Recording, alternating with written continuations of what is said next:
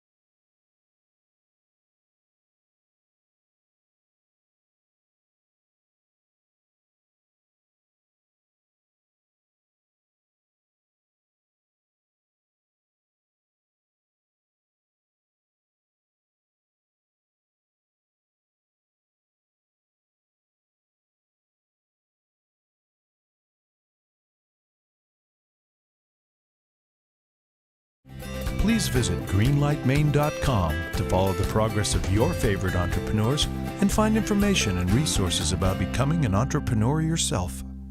Welcome back to Greenlight Maine. We're ready now for our first presentation of the evening. Here with us tonight in the studio, we have Alicia Menard and Janelle Carter from Casco Bay Butter. Take it away.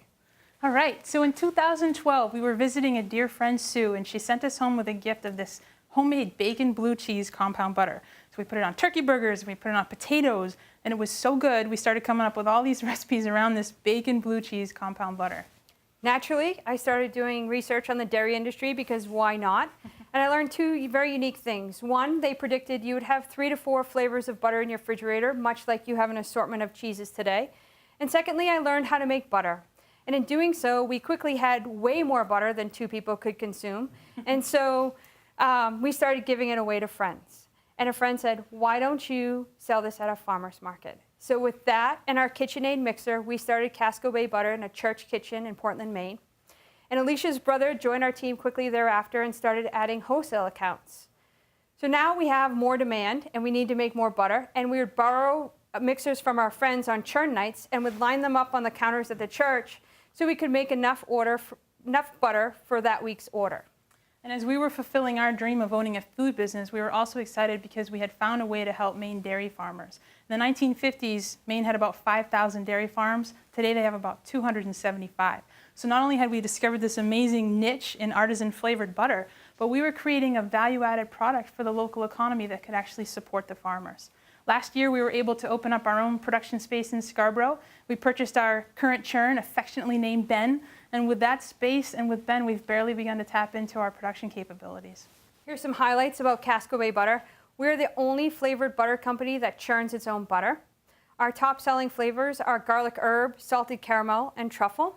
And our butter has a much creamier, richer texture because we have a higher butter fat than traditional butter.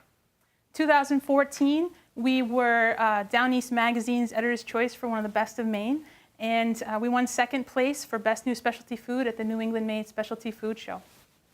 We have a team of experts that have specialty skills in food manufacturing and distribution, as well as marketing and sales. We have about 275 wholesale accounts. You can find us in most Hannaford supermarkets, as well as all the Whole Foods in New England. And we project that by 2016, we'll be in about 1,000 wholesale accounts. And at that point, we'll be a $3 million company. So we have flipped butter on its head and truly brought both a unique new dairy product and a new specialty food to the marketplace. And with your help and with Greenlight Maine, we can bring more food manufacturing jobs to the state while we spread our butter across the country. That's such a great story. Jason, what kind of questions does this bring to mind? How much does one of your tubs of butter cost? Yeah, the retail price ranges from about $5.50 to $7.50 depending on the flavor. And Beth, you work a lot with consumers. What kind of thoughts did you have when you were listening to this? What do you see as your biggest obstacle between now and that goal of 2016? Right, so we do small batch butter. We make it at 65 gallons at a time.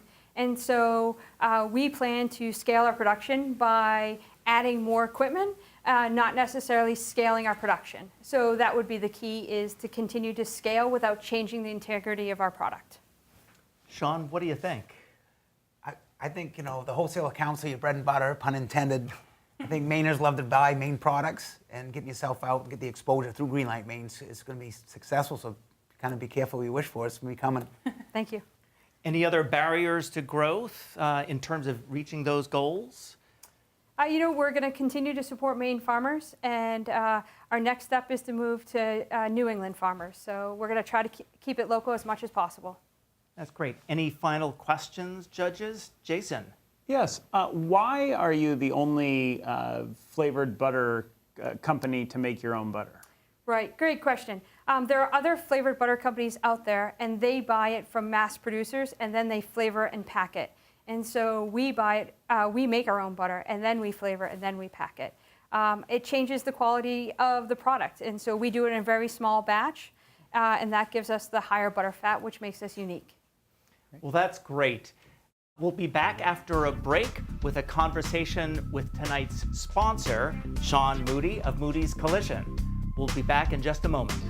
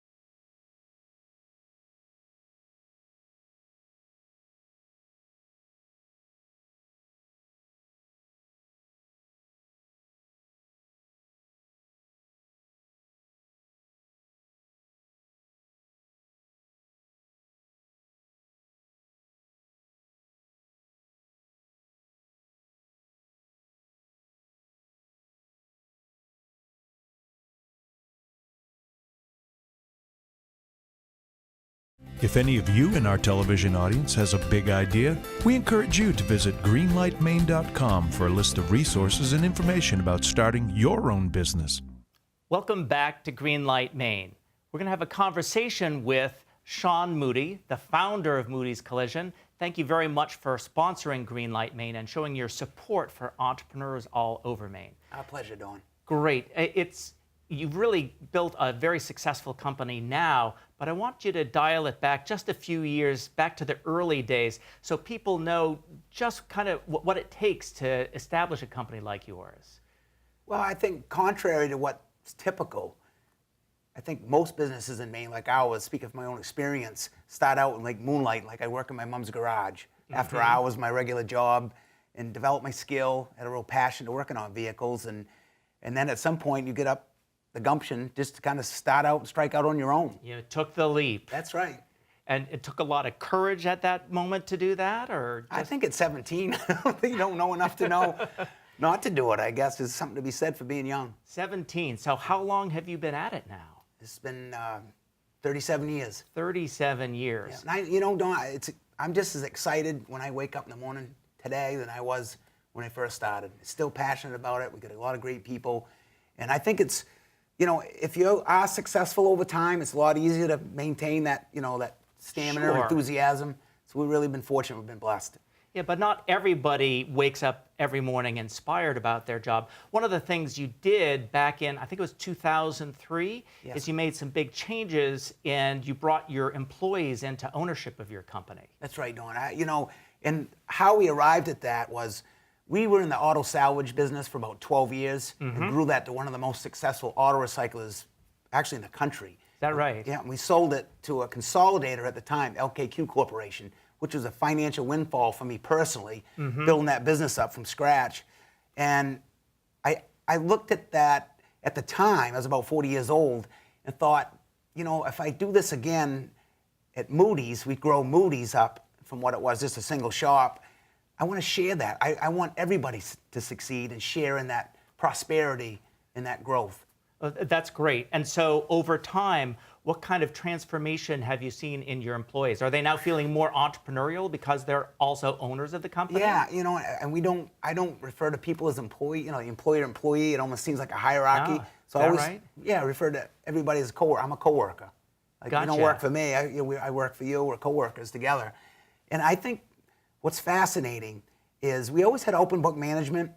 We're always really anxious to share the profitability of the company, the revenue. So everybody knows what the books look like in the company. Wow, not Absolutely. everybody does that. No, and I think some people get a little concerned. Like, geez, what if Don knows that we had a good month? He might want $1 an hour more raise. Totally not. It's never happened in all the years we've been doing it. So everybody's now thinking like a business owner. It takes time. It's a transformation.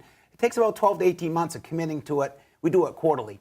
So we take 10% of our after-tax profit is shared, that we give back to our coworkers in That's the form terrific. of profit sharing. So now going forward then, you're going to have a bunch of entrepreneurs working with your company, doing all sorts of innovations going forward. Yeah, and the ESOP, which is a retirement benefit, it's more long-term versus profit sharing short-term, right? It's one that's in it for me now. What that develops is a real commitment to the company and the fact that, my decisions matter. What I do in this company matters. I make a difference. That's great. We'll be back after a break with our next presenter here on Greenlight Maine. Get over to greenlightmaine.com and check out all the entrepreneurs there.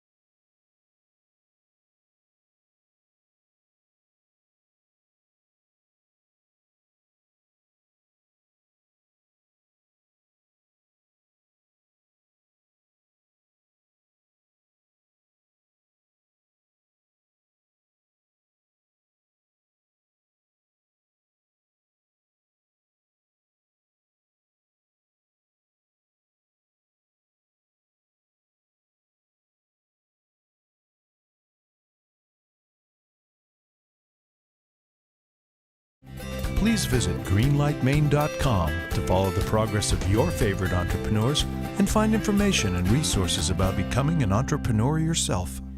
Welcome back to Greenlight Maine. We're ready for our second presentation of the evening. Here with us is Jay Lombard, founder of Finest Kind Mixers and Modifiers. Take it away, Jay. Right, thank you. Finest Kind is a concentrated tea that can be prepared in a variety of ways. It can be ice cold for iced tea. It can be mixed with carbonated water for a sparkling beverage. It's a new way to enjoy the world's oldest and most popular beverage, tea. There are 4 flavors: hibiscus green tea, orange vanilla rooibos, ginger oolong with lime, and black tea with lemon. Each bottle, 16 ounces, will make 1 gallon of tea. The consumer has the freedom to mix and sweeten according to his or her taste preference. We've come a long way since we launched a year ago. Our first market was the Freiburg Fair. We made 40 gallons, we sold out, and there we met a buyer from Stonewall Kitchen. A few months later, we were in their catalog and stores. Now, by the end of 2015, we'll be in 400 stores nationwide. Now, the surge for the demand from the consumer is based on their desire to have seltzer mixers that are natural, no artificial ingredients, and no sugar. And that's where our opportunity lies, in an emerging market, sparkling tea in bottles and cans. We'll use our same formula, the same flavors. We'll source fair trade, USDA certified organic tea, and we'll prepare our own cans of Finest Kind sparkling tea. With the $100,000, we can do our first round of production here in Maine using the current infrastructure. We prefer cans, things stay colder in cans, and that is what I'm planning for next year, 2016, to expand the brand. I have assembled a team using our Portland-based agency, Pulp & Wire, helping us with marketing, PR, and social media. And I have a consultant, Michael Fougier, who has 20 years experience in the beverage industry. And he's launched successfully 12 brands that you see on the shelf today. Together, we can create a new sparkling tea for the market. And I encourage you to try the brand. You'll see it on stores around Maine, and keep an eye out for us and let me know what you think. Thank you. That's a great, very interesting story. Sean, what kind of questions did you have with that? Well, I'm interested, how did you determine and come up with the flavors? Sure. Well, I was looking for a way I had an at-home carbonator, the seltzer machine, and I saw what on the market, it was all just artificial junk or sugar. So I went to my pantry and I found tea. And I made a really strong batch and mixed it with seltzer. And that was the aha moment. So that's when I made a really strong batch. And that was living in Brooklyn. I moved to Maine to do my first production. What about the individual? You got 4 flavors. So there's 4 flavors, and each one is designed to taste great iced tea or sparkling. They're sugar-free. That way, the effervescence in the carbonation brings out more flavor. That's great. Beth, what kind of questions do you have there? How many people work with you in your company today, and how many do you see by the time you get to doing your own bottling and canning? Sure. Well, right now it's just me. Okay. And I am the guy who delivered the product and came up with the idea for the formulas and the flavors. And I work with a co-packer who helps produce the manufacture of the product. Mm-hmm. And I have people who help me on a distribution level with sales. Jason, what do you think? So, what does the distribution plan look like once you're bottling your own? Cans, is the plan to stay in the same type of stores or to move to a different distribution plan? It opens up other channels beyond just the natural category. There's a convenience store category, and then there's regular grocery. Okay. So grocery stores are expanding their natural and organic sections. And how do you price your product versus other options out there? We are a product that's aiming for premium category, and there are teas out there that are selling between $2.49 and $3 per bottle, and we're looking at that level. Thank you, Jay. We're going to be back, and you're going to have an opportunity yourself to go vote for these 2 companies on Greenlight Maine. But we're going to be back and hear from our judges as to which company is going to get the green light to go forward for a chance to win $100,000 in the finals. So we'll see you back in a minute.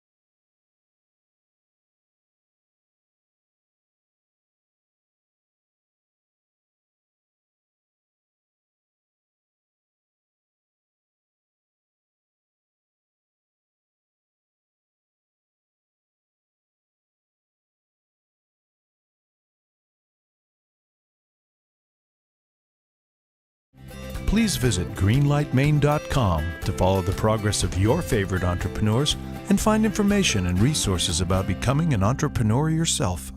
And we're back with Greenlight Maine. It's time to hear from our distinguished panel of judges about what you thought about these presentations. So let's first talk about Casco Bay Butter. What did you like about their presentation, Sean? I just think agriculture is making a comeback. The dairy farm industry has been hit hard over the last couple of decades. So they're getting product from our Maine farmers, they're going to market for the Maine people, and it's a win-win situation. I definitely see that. Beth, what did you see that you liked? Oh, I agree with what Sean said for sure. And I love their flavor profiles. And I think it's great that they've gotten themselves established in both Hannaford and Whole Foods. That is amazing. Jason, what did you like? I really like the fact that they've positioned themselves in kind of the super premium segment and finding themselves being able to charge good money for their products. So they're making good money on the backside. It's really attractive model. Yep, but I also saw some challenges. I'm sure you did too. Absolutely. I mean, I think that the challenge is how do you convince people that you're super premium? I mean, they say they have better butter fat ratios, but it's difficult to convince people at that price point sometimes to pick it up in the first place. Yeah. Beth, what challenges did you see? You know, they've added some capacity, but they also mentioned that they may have some supply issues down the road with the limited number of dairy farmers in Maine, and they'll have to look out of state. So I think that's an obstacle to growth as they get their arms around it. Mm-hmm. And Sean, challenges? Well, I think when you look at what they're offering, as Jason and Beth have alluded to, it's quality and that taste and what they'll be able to prepare. So when you scale that up, can you maintain that quality? You know, that'll keep people to pay the premium. Mm-hmm. And then let's turn our attention to Finest Kind. What did you like about that presentation? Well, I think it's a little bit of a novelty because tea's catching on, no question about it, but it's a lot of risk. I mean, entrepreneurs take risks, and I think Jay's taking a big risk there, but I admire the fact that he's doing that, and that's what this is all about. Mm-hmm. Finest Kind? Yeah, he's also got great flavor profiles. He's first to market, and tea is hot right now. And, you know, he's got Stonewall Kitchen on his corner, and I think that's amazing. It is amazing. Jason, what did you like about Finest Kind tea and mixers and modifiers? I really like the fact that it seems like it's a really innovative product, and it's building on his established brand in the tea concentrate market, which allows him to leverage some market knowledge. Mm-hmm. And then challenges. I mean, there's lots of challenges all these companies face. What were the big ones that you were seeing tonight? I think his big challenge definitely is the fact that what he's done so far is operate in the concentrate market, but moving to a seltzer market where he's having to send out fully finished product around the region and across the United States can be a big challenge. And there are some major players in that industry. Mm-hmm. Beth, you faced all sorts of consumer challenges in your business. What did you see? You know, I think you're right. He's got some big players, you know, going in the seltzer space. Lipton, he showed as a competitor, and that's a tough one. But I think the biggest, you know, obstacle he has right now is that he's just one guy trying to do it all, and there's only 24 hours in a day. He's gonna have to get some help. Yes, we've all had to deal with that. So, Sean, last word to you. Yeah, I think just the challenge of having the idea, the entrepreneurial spirit to make it happen, but all the obstacles and barriers to make that happen are going to be his biggest challenge, taking it from an idea to actually distribute it onto the shelf. Okay. Well, you've heard from our judges. You have an opportunity to go vote yourself at greenlightmaine.com. We'll be back with their final deliberations just after this break here on Greenlight Maine. Okay, thank you very much.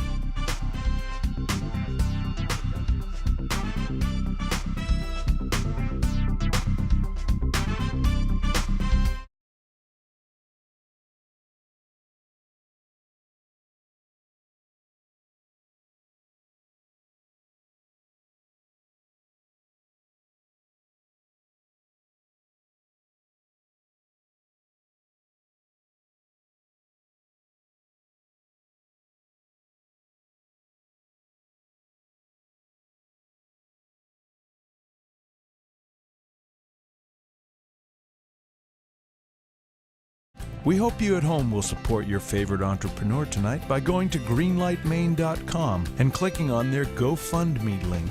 You can make a difference.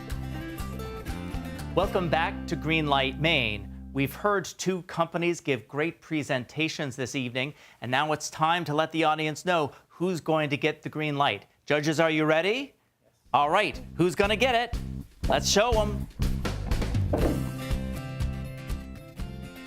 So that means Jay Lombard of Finest Kind Mixers and Modifiers is going to advance to the finals, where 13 companies are going to be competing for $100,000 in cash. And all of you in the audience have an opportunity to go to greenlightmaine.com. And even if you didn't agree with the judges tonight, you can vote with your hearts and your wallets for your favorite Maine entrepreneur. We'll see you next week when we're going to have two new entrepreneurs competing here on Greenlight Maine. We'll see you then.